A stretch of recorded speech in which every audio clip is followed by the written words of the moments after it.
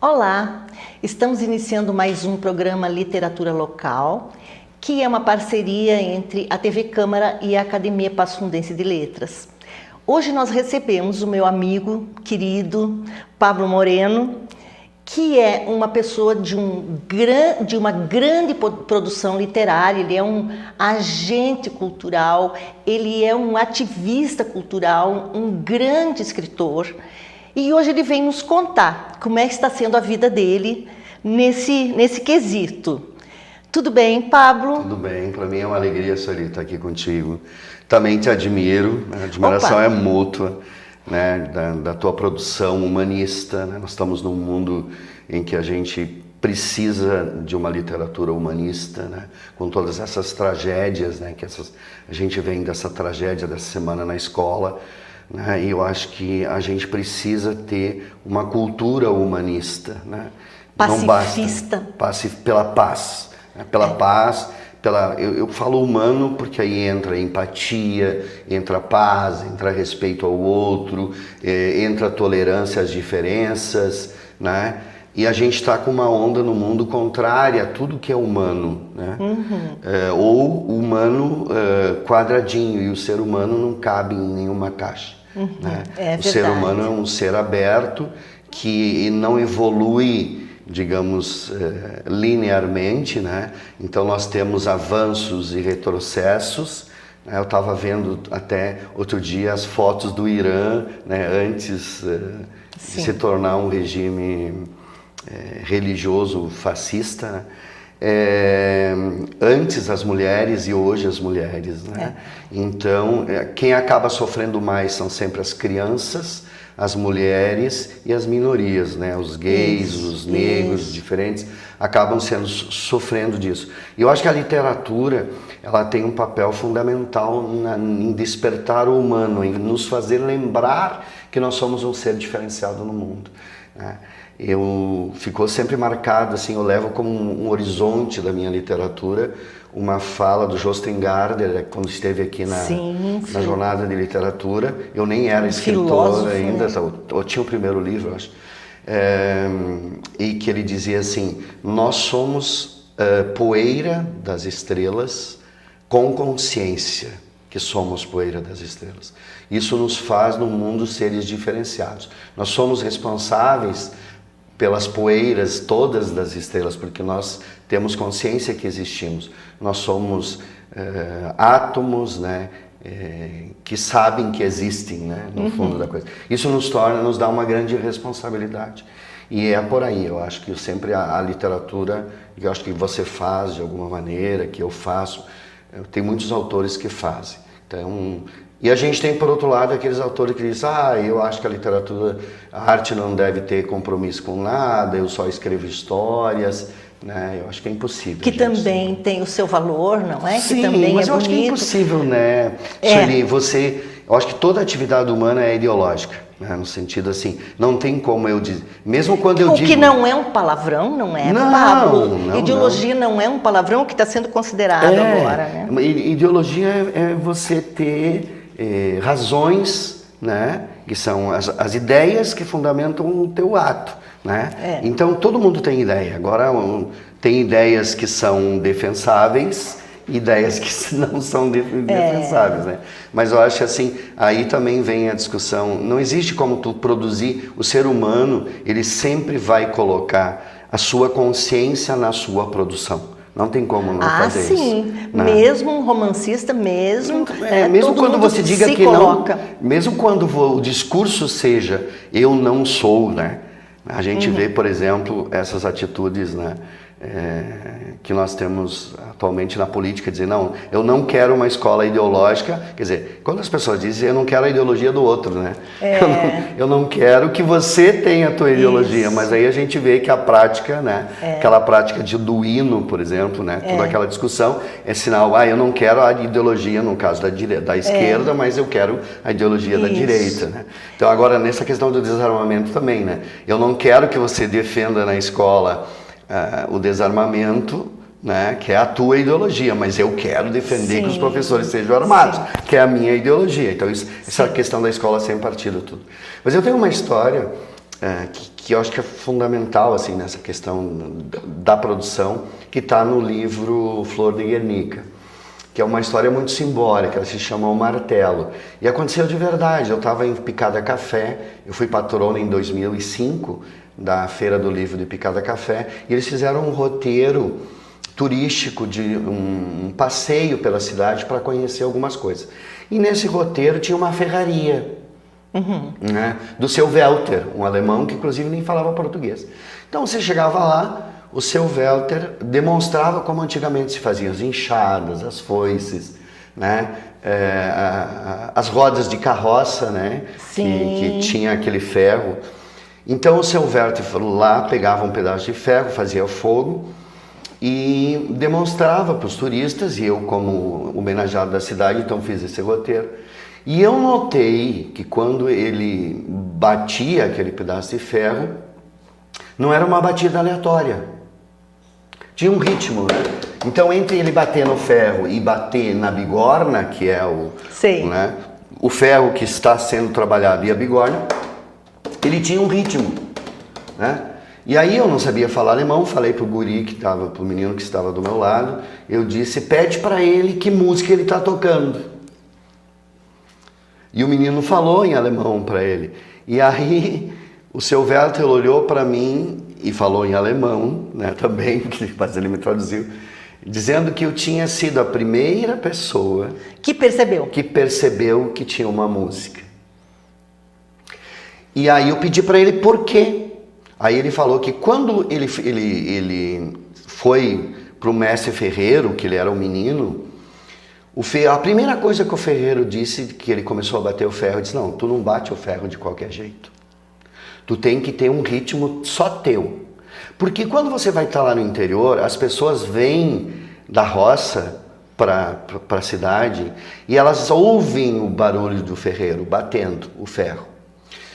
E você vai seduzi-los pelo barulho do ferreiro.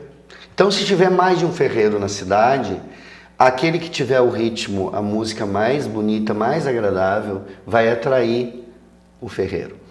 Porque na música, no ritmo que você bate o ferro, é que está a alma da ferramenta que você arte faz. também, a arte. Ah, exatamente. Então daí eu falo justamente isso, que o ser humano, ele não faz objetos só com utilidade, né? Ou seja, eu não estou só fazendo uma foice, eu estou colocando uma alma, eu estou colocando a estética. E aí vem essa coisa, nós fizemos objetos que têm uma função, né?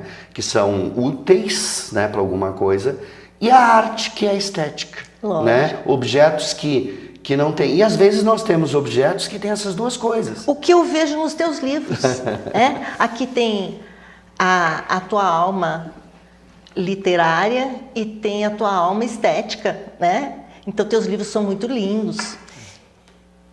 Eu quero tocar num assunto contigo. Eu conversava com a Luciana Lullier e a gente falou de como a gente é contaminado, né? E ela até falou... a gente é contaminado e não houve nada antes de Shakespeare, né? Então, como a gente é contaminado e como a gente tem um trabalho bonito para colocar nossa personalidade no que a gente escreve, né? Olha, eu passo, quando a gente está falando... Contaminado no bom sentido, não é sofreu influências, leu muito. Eu estava vendo a Maria Valéria Rezende, né, que é uma freira que escreve e ganhou o melhor, várias vezes, o prêmio Jabuti e tal, né, que é uma senhorinha, né, e todo mundo acha uma freira, não vai escrever, e ela estava falando da quantidade de gente que escreve hoje. Né? Então tem dois olhares para isso, né? Um olhar dizendo, tem muita coisa ruim que se escreve, a gente vê do ponto de vista estético, de profissional, de ser um bom texto ou não ser um bom texto, mas aí a gente começou a pensar e entrou na discussão de vários escritores, né? Que a gente começou a discutir isso, a questão assim de que além de você ser um profissional, você ter várias visões do mundo, vários olhares do mundo, E você hoje possibilita ter todos esses olhares, né? Então, com as cargas históricas de cada um, né?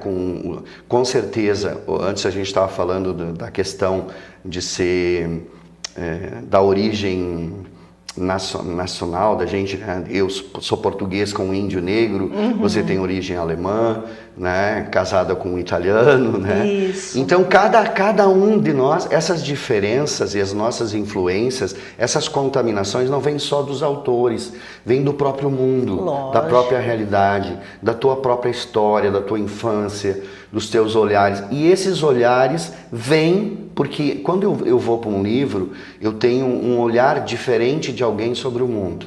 Isso me faz eu ser mais personagem, né? Então, por que a leitura eu acho importante? Porque ela permite que eu seja muito mais personagem do que aquele pobrezinho personagem que é o Pablo na sua individualidade, que é a Sueli na sua individualidade. Eu tenho toda a carga de todo mundo, de todos que me antecederam, né? Sejam autores que eu li, sejam vivências que eu tive. Sim. Então, o fato de você ter muita gente escrevendo, né? Nem todo mundo precisa ser profissional, e eu acho que ninguém precisa se sentir, eu tenho que ser um profissional. Eu já passei por essa fase de questionar muitas vezes a questão da qualidade do texto. Eu acho que isso é importante num momento da vida, né? Que você vai se qualificando, né? Você vai se qualificando e chega lá. Mas isso não é o mais importante para quem escreve. O importante na escrita é você ter essa visão múltipla do mundo de todas essas pessoas. O que permite com que o autor ele consiga universalizar, não é? Ele consiga uma maior abrangência no pensamento dele e ele consiga colocar isso, né, na sua obra. Eu acho que isso é importante. Claro, no momento seguinte, você vai aprimorar esse modo de fazer. Isso. Mas mais importante, na literatura, os teóricos dizem que o mais importante da literatura é o modo de fazer e não o que se faz, né? No sentido estético mesmo, de dizer assim, não é o tema o que você trata, mas o como você trata, o como você faz. Então você vai ter, o amor vai ter 300 milhões de poemas sobre o amor, né? Então o amor não é o mais importante de um poema, o mais importante é como a pessoa trabalhou isso, como ela fez, como ela falou e como ela disse.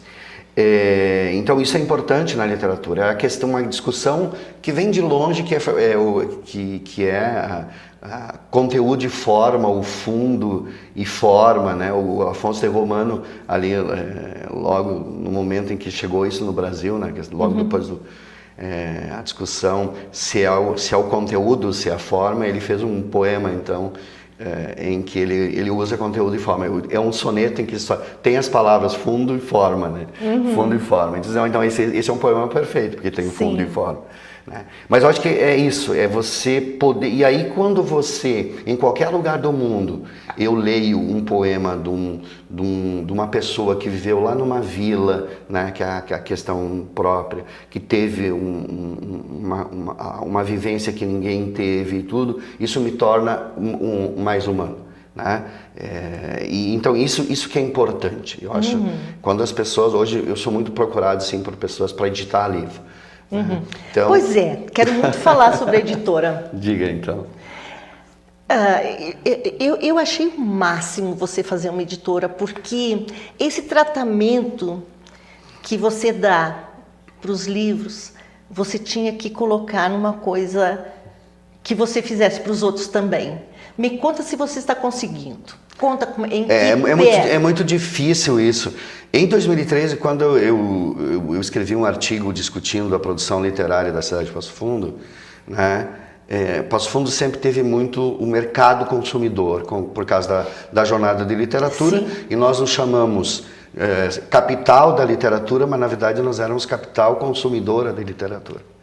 Sim. Nós éramos uma cidade leitora, né? Nós tínhamos a jornada onde que vinham os escritores de fora, né? mas nunca havia tido uma preocupação... Consumidores só, né? Consumidores. Até houve discussão com relação a isso, de pessoas que acham que não, que a Academia de Letras sempre produziu e tudo, mas eu acho que nunca houve uma preocupação profissional de dizer assim, ó, nós vamos produzir uma literatura de qualidade para o mundo. Aqui, isso. Aqui. Vamos deixar isso para o segundo bloco? A gente volta daqui a pouquinho.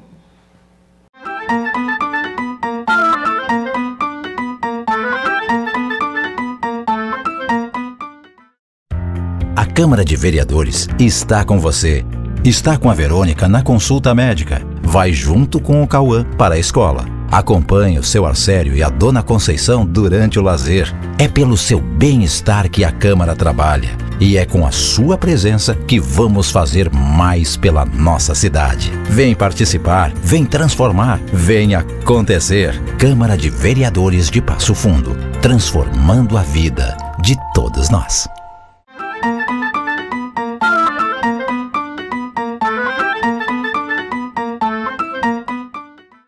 Olá, voltamos então com Pablo Moreno, voltando ao assunto que a gente interrompeu por causa do intervalo, que é a editora Fisales.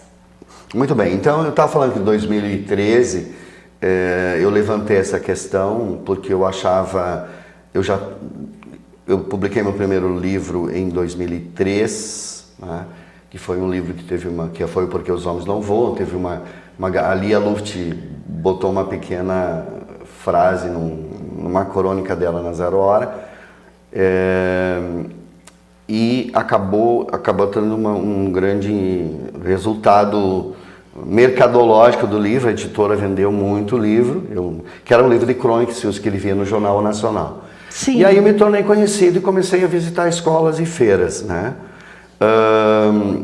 E aí o que eu percebia? Quando eu entrei no meio, né, de conhecer outros autores, escritores e tudo, eu vi que tinha escritores, né, o Pozenato, por exemplo, que representava Caxias, a região italiana, né, o Casarré, que é o Lourenço Casarré, não é o filho que é ator, que é mais conhecido, mas é um grande escritor que é da região de Pelotas. Porto Alegre tem um monte de autores, né? Santa Maria também tinha, agora não me vem assim, né? Mas tem autores reconhecidos, né, e premiados. E Passo Fundo não, né? Eu disse, poxa, gente que escreve muito bem, mas que não... Exatamente, não tinha um alcance fora da cidade, né? Então, ninguém era de Passo Fundo, né? Ninguém tinha, por exemplo, sido finalista do Açorianos de Passo Fundo, ninguém tinha recebido nenhum prêmio, eu via que eu era um cidadão solitário, assim, de Passo Fundo. Eu disse, poxa, mas justamente nós que somos capital da literatura, não temos ninguém. Não temos ninguém que viva do livro. Exatamente, também. Ninguém profissional, não estou dizendo que não tenha, que não escreva bem, não é nada disso. Não é nada Nós estamos falando de mercado, né? Que claro, é uma coisa, um ser... Que é necessário. É um ser diferente, né? Não garante qualidade literária, não garante nada, né? Mas, digamos assim, é parte do mundo da literatura. Claro. Tanto que se você pensar assim, naqueles autores que vieram para Passo Fundo, são todos autores que eram de mercado. Até porque quem financiava as grandes empresas, né, a gente sabe isso, o pessoal que organizava a jornada de literatura ia lá pedir dinheiro para fazer a jornada. Vou dizer, mas quem que vai vir na feira de vocês? Não, nós vamos trazer o Saramago, nós vamos trazer o Jostengard, nós vamos trazer o Afonso Romano Santana, nós vamos trazer a Marina Colasanti, nós vamos trazer a Ana Maria Machado na literatura infantil. Ah, não, a gente conhece, já ouviu falar. Agora, digamos, então tu vai em Porto Alegre, quem que você vai trazer para a tua feira? Pode falar os nomes? Não, nós nunca ouvimos falar. É nisso que eu estou falando, eu estou falando de produção literária. Né?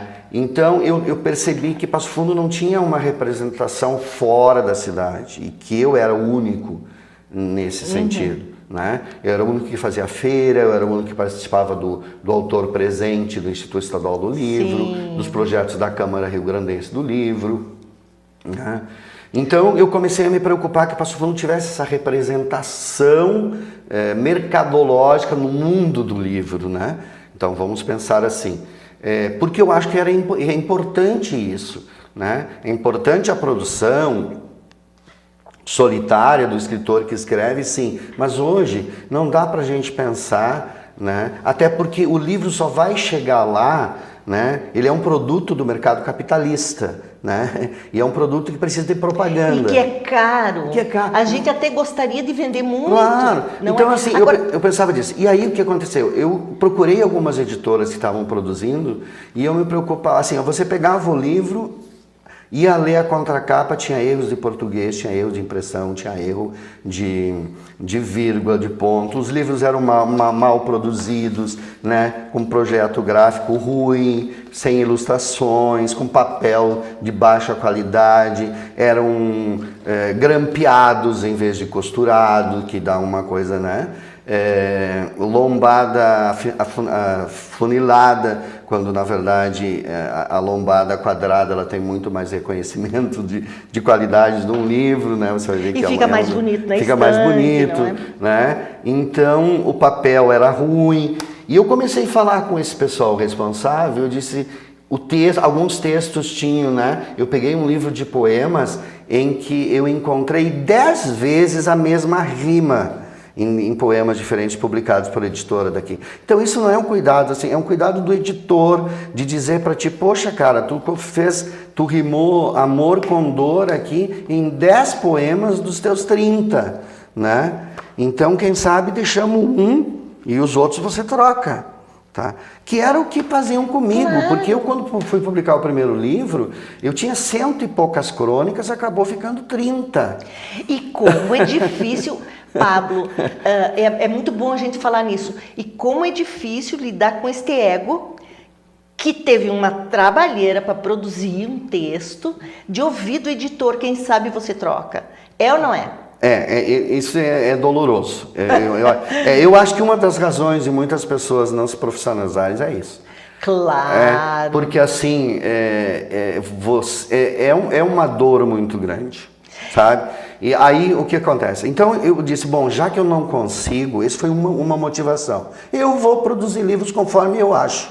Eu tentei primeiro procurar, né, não vou citar ninguém, né, por respeito ético, claro. Mas para o pessoal que produzia livros até então, eu disse, eu vou procurar essas pessoas, primeira coisa, para dizer isso. Vamos ser diferente, vamos fazer uma revisão de português, vamos produzir um livro de qualidade. Depois eu me dei conta do meu potencial. Numa feira do livro em Palmeira das Missões, eu passei autografando lá, de manhã eu não conseguia almoçar, eu fiquei autografando para crianças, uma fila enorme, eu passei assim 3 horas autografando na Feira do Livro de Palmeira das Missões. Eu fui para a secretária de Educação e disse assim, nossa, mas quantos livros vocês compraram? E ela disse assim, a gente comprou 600 livros teus. Pagou? Poxa vida, muitos autores aqui em Passo Fundo fazem uma edição de 200 livros, de 300 livros. As edições do Rio Grande do Sul têm uma média de 1.000 livros, as grandes edições, ou 2.000. Hoje a gente faz, por questão de preço, 1.000 a 2.000 exemplares. Eu digo, meu Deus do céu, 600 livros, né? Eu sei, é quase uma edição de 1.000 livros, vocês compraram sozinho. E eu fiz a conta na minha cabeça, né? 600 livros a uma média de R$30, que era o que tinha, né? Né? Dá, né? 3 vezes 6, 18, né? Sim. 18 mil, mais ou menos. Então, você vive do livro. Hoje você sim. poderia viver Hoje, só do sim. livro. Aí eu me dei conta disso. Poxa vida, se eu vendo 600 livros numa feira do livro a R$30, eu ganho quase o meu salário na Justiça do Trabalho. Num dia. Então eu vi que tinha um mercado e que eu tinha esse mercado, né, que eu podia fazer. E a editora tinha me pagado R$800 lá para mim passar o dia e mais 10% do direito autoral. Aí eu procurei a Elaine Maritza, que hoje é a minha coordenadora editorial, né, que é uma grande editora e especialista em literatura infantil e juvenil, que trabalhava já com artes de ofício no Rio Grande do Sul, com a editora Edelbrand, né, e ela começou a trabalhar como editora independente, né, de produzir, e falei para ela, disse assim, tu sabe como fazer um livro, não sabe? Sei, tu me ensina? Né? Ela disse, não, eu posso ser tua parceira. Né? Eu digo, não, é que eu pensei em criar um selo e produzir livros, produzir os meus livros, a ideia foi produzir os meus livros. E então a Elaine começou, não, eu sou tua parceira, a gente faz, eu sei tudo, eu conheço ilustradores, eu conheço projetista gráfico, porque eu trabalho com isso. Eu digo, então... E como é importante ter parceiros de peso e parceiros já profissionais. Profissionais. Que não é só ser metido, porque eu sei que tu é metido, né? Então, assim, não é você encontrar o caminho e ir lá. Por exemplo, Lia Luft, que leu o teu primeiro livro e fez uma menção, como é que tu chegou a ela? Porque tu é metido. Tem um caminho. Né? Então, tem um caminho. Você precisa... Eu acho que é uma Eu falo tu e você, mas eu sei qual é a diferença. Nós estamos informal aqui, é um papo informal. Mas, Pablo, eu gostaria de aprender assim, a ser metida. Agora, existe um sentimento de que eu não sou tão bom quanto fulano que vende tanto. Existe esse sentimento, sabe? Então, é tão importante que alguém nos diga, isso é bom, isso você precisa mudar. Essas coisas, não é, Paulo? Eu acho que é uma audácia, né? É uma certa audácia. Mas isso claro, que você fala. metido audacioso. Eu acho que quando você quer fazer alguma coisa, você pensa em ser o melhor, tá? Eu penso em ser o melhor. Eu trouxe isso, quando eu era seminarista, que eu fui seminarista, lá na Argentina tinha um irmão que trabalhava na lavanderia. E nós tínhamos, assim, uma vez por mês, você pegava uma pessoa mais velha da congregação que vinha falar para nós sobre a sua vocação, sobre o seu desejo. E isso ficou para mim marcado. E ele era um irmão que trabalhava na lavanderia, na portaria, né? Muito simples, muito humilde, mas com uma grande sabedoria. Ele não tinha grandes condições intelectuais, mas tinha uma sabedoria não tem... E aí ele falou para nós... ele chegou para falar para nós e disse assim, eu vim aqui dizer para vocês que vocês, e foi a primeira coisa que ele falou, vocês têm que ser papas. Daí todo mundo, nossa ser papa é muita coisa, né? Ninguém, eu quero ser um padre conhecido no e máximo. Tal. E aí todo mundo teve aquele choque, né? Vocês devem ser papas. E ele disse assim, sabe por quê? Porque eu queria ser papa. Quando eu entrei na congregação, o meu sonho, eu não entrei para ser irmão, eu nem entrei para ser padre, eu entrei para ser papa. E tô lá na lavanderia. Então vocês imaginem se eu não quisesse ser papa. Né? Então, esperar o melhor de si. Né? Exatamente. Então procurem o máximo. Então eu disse assim, aí quando eu comecei a ser escritor, eu me lembrei disso assim. Eu disse assim, eu quero ganhar o Nobel de Literatura. Claro que isso é uma coisa tão longe, tão distante, tudo, né? Eu acho que agora não é só ter esse desejo, né? Eu saber o caminho para o meu desejo, eu saber como, os vetores que me levam.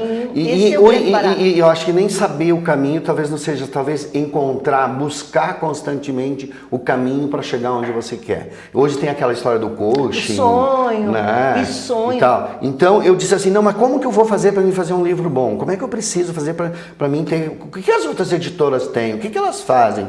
Como é que elas... Aí tu vai conhecendo.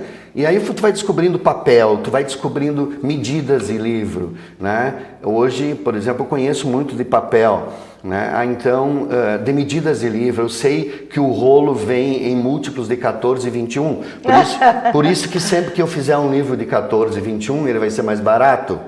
Tá? Porque tem menos sobra de papel. Eu sei que tem sobras de papel nas gráficas, então eu ligo para lá e digo, qual é o papel que vocês têm sobrando aí para fazer tantos livros e tal? Tem tal. Então, às vezes você consegue um mesmo livro, na gráfica ele pode sair 1000 exemplares a R$3 cada um, como às vezes a R$6, a R$7, a R$10. O mesmo livro com o mesmo papel. Porque depende da demanda. Né? Claro. Então, às vezes até a gente fez um livro com o Salton, esse livro, né? que teve um custo bem acessível, porque o tamanho do livro, a quantidade de papel e o tipo de papel tinha lá que dava exatamente para aquilo que a gente queria. Olha, né? só. Então, assim, um grande livro, né? o Pessoas Convivendo Difíceis. com Bom, pessoas então difíceis. desse primeiro momento de eu fazer livro, as pessoas começaram a olhar meus livros e começaram a procurar. Então, a gente fez o livro do Salton, né? O Vai e Vem, são livros que a gente... Esse é um livro muito bom, né? A gente acabou de lançar esse livro, 3 Finais de um Jacaré, com uma grande ilustradora brasileira, que é a Laura Castilhos, que é professora de artes da URGS, né? Ela fez todo um trabalho de colagem, Lindo, né? Do 3 Finais de um Jacaré, e é um livro também. Vou dar um tempinho para esse livro, Sueli, porque ele é um livro com uma grande questão ética, esse livro. Então, é um livro para criança que não é infantiloide.